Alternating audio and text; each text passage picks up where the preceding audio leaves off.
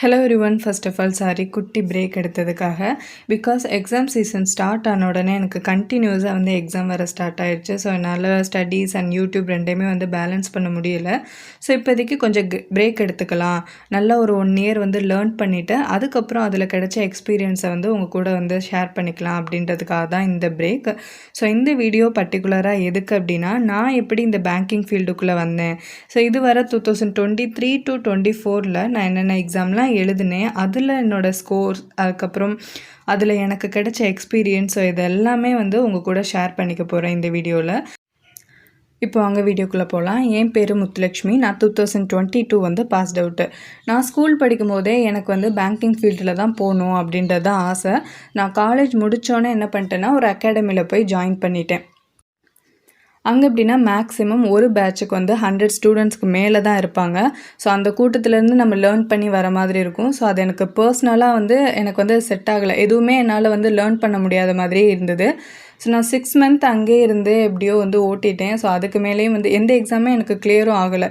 சரி, இதுக்கு மேலே இங்கேயே இருந்தால் வேஸ்ட்டு, சரி பிடிக்காத இடத்துல எதுக்கு இருக்கணும் அப்படின்றதுக்காக அப்படியே நான் வந்து வீட்டுக்கு கிளம்பி வந்துட்டேன். சரி, வீட்டுக்கு வந்ததுக்கப்புறம் யூடியூப் பார்த்து ஒவ்வொரு டாப்பிக்காக நம்ம வந்து ஃப்ரெஷ்ஷாக ஸ்டார்ட் பண்ணலாம் அப்படின்ற பிளானோட தான் இங்கே வந்தது. பட் இங்கே என்ன ஆச்சுன்னா, எனக்கு ஸோ மெனி டிஸ்ட்ராக்ஷன் வந்ததுனால என்னால் திரும்பியும் வந்து கான்சன்ட்ரேட்டடாக வந்து படிக்கவே முடியல.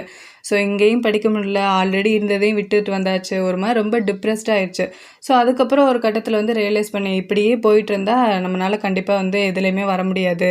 ஸோ நம்ம இது பேங்கிங்னு இறங்கிட்டோம், ஸோ அதுக்காக நம்ம டெடிகேட்டிவாக வந்து இருக்கணும் அப்படின்றதுக்காகவே எனக்கு வந்து ஒரு படிக்கிறதுக்கான ஒரு பிளேஸ் வந்து தேவைப்பட்டது.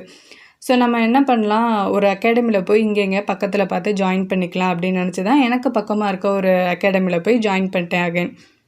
இங்கே ஜாயின் பண்ணதுக்கப்புறமா தான் நான் கொஞ்சம் கொஞ்சமாக எல்லாமே லேர்ன் பண்ணி ஒரு எக்ஸாம் கிளியர் ஆகிற அளவுக்கு நான் வந்து க்ரோ ஆகிருக்கேன்னு சொல்லலாம்.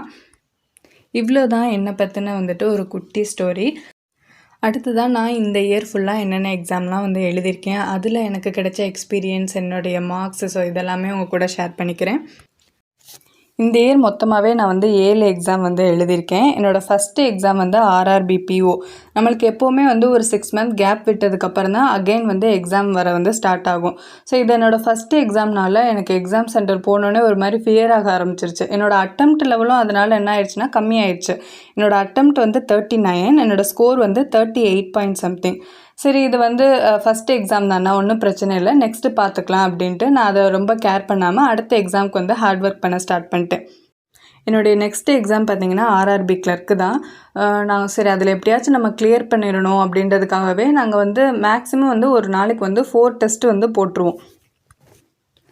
அதில் பார்த்திங்கன்னா என்னுடைய அட்டெம்ப்ட் வந்து 71, என்னோடய ஸ்கோர் வந்து 70 வந்திருந்தது. கட் ஆஃப் வந்து 63.25. நான் வந்து என்னோடய எக்ஸாம்லாம் முடிச்சுட்டு வந்து என்னோடய அட்டெம்ப்ட்லாம் சொல்லும்போது எல்லோரும் சொன்னாங்க 70 மேலே தான் எப்படியும் கட் ஆஃப் வைப்பான் அப்படின்னு சொல்லிட்டாங்க. நான் என்ன பண்ணிட்டேன், ஐயோ நம்ம அட்டெம்ப்ட் கொடுத்துருக்கதே வந்து 71 தான், ஏன்னா நான் இதுக்கு முன்னாடி எந்த எக்ஸாம்ஸ் வந்து இவ்வளோ நல்லா பண்ணது இல்லையா, ஸோ இதுதான் நான் நல்லா பண்ணியிருக்கேன் அப்படின்னு வரும்போது எல்லாருமே என்ன சொல்லிட்டாங்கன்னா கட் ஆஃப் வந்து அதிகமாக இருக்கும் அப்படின்ற மாதிரி சொல்லிட்டாங்க. ஸோ எனக்கு என்ன ஆயிடுச்சுன்னா, சரி அப்போ இதுவும் போயிடுச்சா அப்படின்ற மாதிரி ஒரு மாதிரி ஃபீல் ஆக ஆரம்பிச்சிருச்சு. ஏன்னா நம்மளுக்கு அறியாமலே நம்ம மிஸ்டேக் பண்ணி ஒருவேளை நம்மளுக்கு நெகட்டிவில் போயிருந்தால் என்ன பண்ணுறது அப்படின்றதுக்காக நான் வந்து மெயின்ஸ் அப்படின்ற ஒரு போர்ஷனுக்குள்ளேயே நான் போகல. அதுக்கு எந்த ஒரு ப்ரிப்பரேஷனுமே நான் வந்து ஸ்டார்ட் பண்ணலை.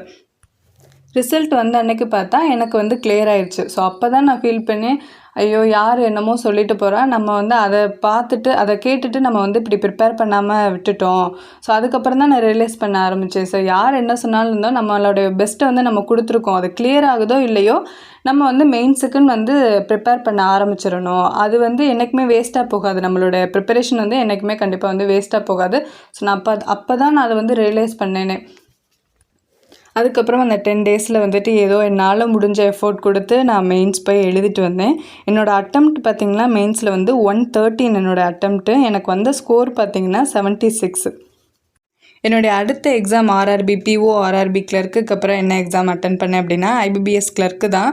ஸோ அதில் வந்து என்னோடய ஓவரால் அட்டெம்ப்ட் வந்து 69, எனக்கு வந்து ஸ்கோர் வந்து 59, கட் ஆஃப் வந்து 65 வச்சுருந்தான்.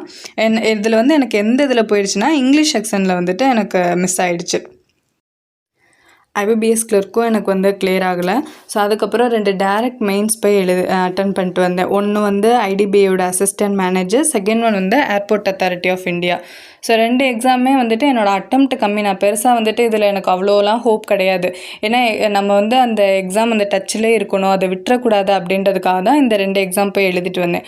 அதுக்கப்புறம் வந்து நான் SBPO ப்ரிலிம்ஸ் வந்து அட்டன் பண்ணேன். அதில் என்னோடய அட்டெம்ப்ட் பார்த்திங்கன்னா 62. சரி கண்டிப்பாக நம்ம வந்து கிளியர் ஆயிடுவோம் அப்படின்ற ஒரு ஹோப்பில் இருந்தேன். பார்த்தா எனக்கு அதுவும் கிளியர் ஆகலை. அதில் வந்து என்னோடய ஸ்கோர் வந்து 49.5, கட் ஆஃப் வந்து 59.25 வச்சுருந்தான். பரவாயில்ல இது PO தானே அப்படின்றதுக்காக விட்டு திரும்பி SB கிளர்க் ப்ரிலிம்ஸ் வந்து ப்ரிப்பரேஷன் போயிட்டு இருந்தது. அதில் என்னோடய அட்டெம்ப்ட் பார்த்திங்கன்னா 72. சரி கண்டிப்பாக இதில் கிளியர் ஆயிரும் அப்படின்னு நினச்சி பார்த்தா அதுலேயும் கிளியர் ஆகலை. என்னோடய மார்க் பார்த்திங்கன்னா 61.25, கட் ஆஃப் வந்துட்டு 65.5 வச்சுருந்தான். என்னடா 4 மார்க்கில் போயிடுச்சு அப்படின்ற மாதிரி இருந்தது. இதையே நினச்சி ஃபீல் பண்ணிகிட்டு இருந்தால் கண்டிப்பாக வந்து கிளியர் ஆக போகிறதில்ல. ஸோ நான் என்ன பண்ணேன் அப்படின்னா, இப்போ நான் அந்த இயரில் ஃபுல்லாக என்னென்ன மிஸ்டேக்ஸ்லாம் பண்ணியிருக்கேன் அதை நான் வந்து அனலைஸ் பண்ணி அதை கரெக்ட் பண்ணி இனிமேல் வரக்கூடிய எக்ஸாம்ஸில் வந்து என்னோடய பெஸ்ட்டை கொடுக்கலான்னு இருக்கேன். ஸோ நிறைய பேர் வந்து என்ன நினைப்பாங்கன்னா, ஐயோ இதுக்கப்புறம் அவ்வளோதான், நம்மளுக்கு வந்து இதுக்கப்புறம் எக்ஸாமே வந்துட்டு இனி நெக்ஸ்ட்டு 6 மந்த்துக்கு அப்புறம் தான் வரும், ஸோ நம்ம அப்போ படிச்சுக்கலாம் அப்படின்னு சொல்லிட்டு ஒரு சில பேர் இருப்பாங்க. ஒரு சில பேர் இனிமேல் என்னடா இந்த எக்ஸாமே நம்மளுக்கு கிளியர் ஆக மாட்டேங்குது, நம்ம இதை அப்படியே நம்ம குவிட் பண்ணிடலாமா அப்படின்ற மாதிரி ஒரு சில பேர் வந்து யோசிப்பாங்க. சில பேருக்கு வந்தோன்னா எல்லா ப்ரிலிம்ஸுமே கிளியர் பண்ணியிருப்பாங்க, மெயின்ஸில் வந்து போயிடும். ஸோ அதனால் வந்து யாருமே ஐயோ போயிடுச்சே அப்படின்ற மாதிரி உட்காந்துடக்கூடாது. நம்ம ஒரு இதுக்குள்ளே இறங்கிட்டோம் அப்படின்னா கண்டிப்பாக அதுக்காக நம்ம டெடிக்கேட்டிவாக வந்து ஒர்க் பண்ணணும், ஹார்ட் ஒர்க் பண்ணணும். ஸோ எல்லாருமே வந்துட்டு கண்டிப்பாக இந்த இயர் வந்து எக்ஸாம் வந்து கிளியர் பண்ணிடுவோம். எல்லாருமே வந்து நல்லா படிங்க, நல்லா ஹார்ட் ஒர்க் பண்ணுங்கள். என்னென்ன மிஸ்டேக் பண்ணியிருக்கீங்க அதுலேருந்து நம்ம வந்து நீங்கள் லேர்ன் பண்ணிக்கணும். ஒருத்தவங்க வந்து மிஸ்டேக் பண்ண தான் நம்ம அதுலேருந்து வந்து நம்ம லேர்ன் பண்ணிக்க முடியும். யாருக்குமே வந்து குவிட் பண்ணிடலாம் அப்படின்ற வந்து ஒரு எண்ணமே வந்துடக்கூடாது. எவ்வளோ அடித்தாலும் தாங்கிக்கிட்டு அதிலேருந்து எழுந்து நின்று நம்ம திரும்பி வந்துட்டு ப்ரிப்பரேஷன் வந்து ஸ்டார்ட் பண்ண ஆரம்பிச்சிடணும். ஏன்னா உங்களுக்குன்னு ஒரு நாள் வந்து கண்டிப்பாக வரும். ஸோ அது வராமலாம் போகாது. அது மேபி வந்துட்டு இந்த இயராக இருக்கலாம், இல்லை நெக்ஸ்ட் இயராக இருக்கலாம், இல்லை அதுக்கடுத்த இயராக கூட இருக்கலாம். ஸோ யாருமே வந்துட்டு ஹோப்பை வந்து விட்டுறாமல் எல்லாருமே வந்து டெடிக்கேட்டிவாக வந்து ஹார்ட் ஒர்க் பண்ணி படிங்க. ஸோ கண்டிப்பாக வந்து எல்லாருக்குமே வந்து கிளியர் ஆயிரும். ஐ ஹோப் இந்த வீடியோ உங்கள் எல்லாருக்குமே வந்து பிடிக்கும்னு நினைக்கிறேன். தொடர்ந்து உங்களோட சப்போர்ட் வந்து கொடுத்துட்டே இருங்க. இனிமேல் நம்ம சேனலில் கண்டினியூஸாக வீடியோஸ் வரும். எக்ஸாம் டைமில் கூட நான் வீடியோஸ் போட வந்து ட்ரை பண்ணுறேன். இன்னும் நிறைய டிப்ஸோட நெக்ஸ்ட் வீடியோவில் பார்க்கலாம். இந்த வீடியோ உங்களுக்கு பிடிச்சிருந்துச்சுன்னா லைக் பண்ணுங்கள், ஷேர் பண்ணுங்கள், கமெண்ட் பண்ணுங்கள். மறக்காமல் நம்ம சேனலை சப்ஸ்கிரைப் பண்ணிடுங்க.